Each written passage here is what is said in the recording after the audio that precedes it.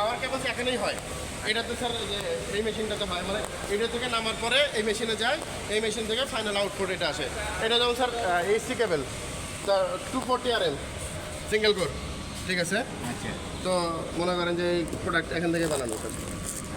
মাথা করে দেখা যায় ছাড়লাম তুলে দেখতে ফুলদাম বানানো ডেলিভারি হয়েছে এটা আছে আর কি, বাংলাদেশে কেটে কেটে দিতে কাটি কাটে দেয় আর কি।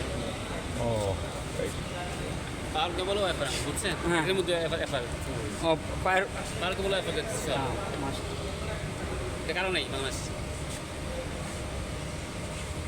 না, সবাই তার মাল চলার জন্য আপডেট করতে চায়, উন্নত করতে চায়, এটাই শুনছি। তো বিভিন্ন সোর্স থেকে আসে। তার যেমন আমি বললাম আমাদের র মেটেরিয়াল কপার যেটা অস্ট্রেলিয়া, তারপর হচ্ছে সুইজারল্যান্ড, চিলি, ঘানা, ঠিক আছে। তো এই সব সোর্স থেকে আসে। আবার হচ্ছে র মেটেরিয়াল যে পিভিসি যেটা ওটা তাইওয়ান থেকে আসতেছে, ঠিক আছে। কিছু হচ্ছে ইন্দোনেশিয়া থেকে আসতেছে।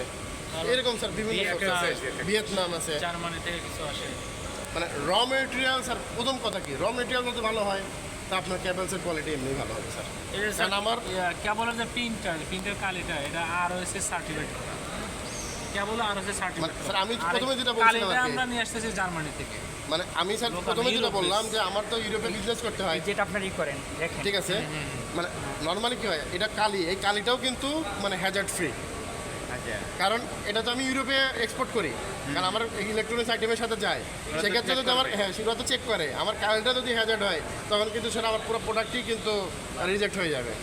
এই জন্য স্যার আমাদের প্রোডাক্ট 100% RoHS কমপ্লায়েন্স।